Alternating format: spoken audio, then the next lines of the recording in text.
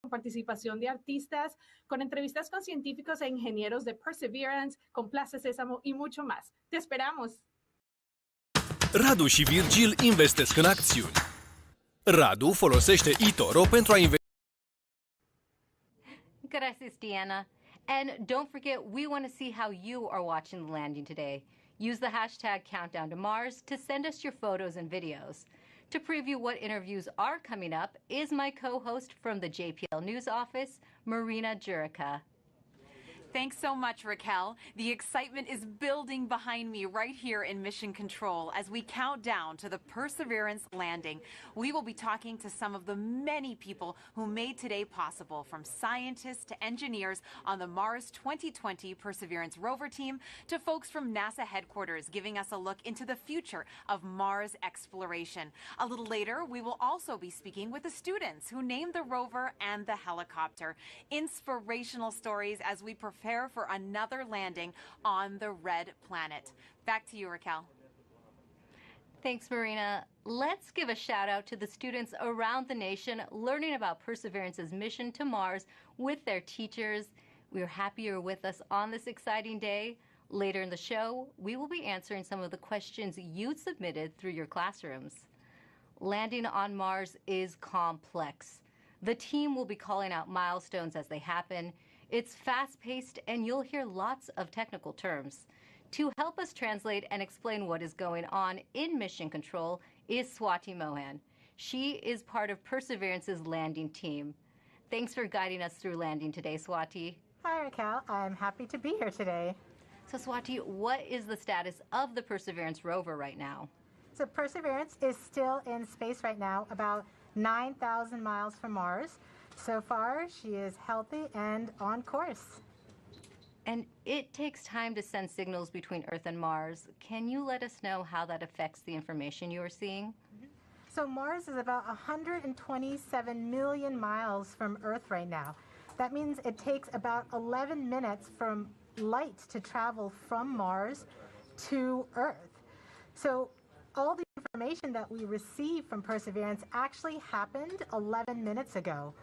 So the round trip is 22 minutes. So for us to send a command to Perseverance and actually hear back on the ground that she's received that command. So the round trip is what we call two-way 22 minutes. So that's good to know. And can you tell us who else is in the room with you right now? The operations team is split into two different areas.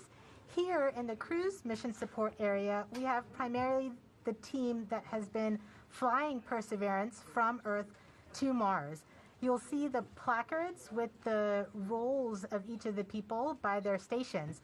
Some of the people you may hear talking today are the flight director, who is the conductor of our operations orchestra here, the entry, descent, and landing activity lead, who is a member of the landing team tasked with understanding the execution of entry, descent, and landing. And then also the telecommunications and entry, descent, and landing communications engineers who will be monitoring the signal from Perseverance through the different paths that we have.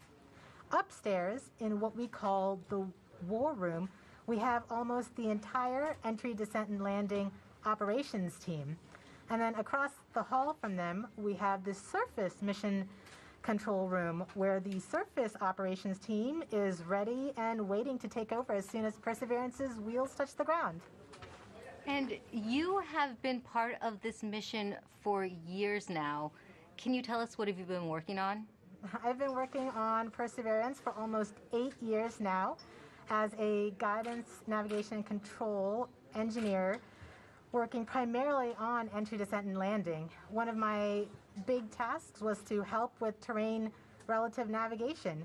Perseverance will be the first mission to fly terrain relative navigation. So while she's descending on the parachute, she'll actually be looking at the ground with a camera, seeing where she is with respect to the Martian surface, and choosing a safe spot to land that she can get to. After so many years of working on the mission, it's an honor to be here today as the mission commentator. We're happy to have you here. Thanks, Swati. We'll be checking back in with you in just a few minutes as Perseverance approaches its next milestone. But for now, let's learn more about the rover's mission once it lands on Mars. We can't manage work like this. That's why I use Monday.com. My team uses it. Mars is the closest place that we can reach with robotic exploration that we think had a really good chance of having ancient life. The Perseverance rover will land at a location called Jezero Crater. Jezero Crater is a very interesting place. It's a crater that once held a lake.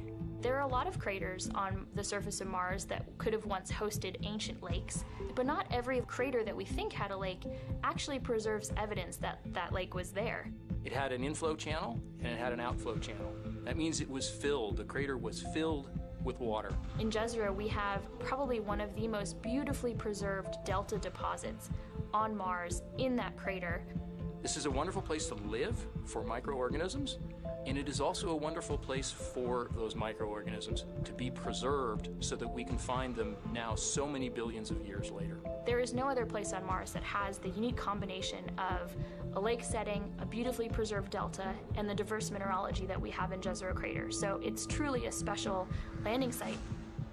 The major goal of the Perseverance mission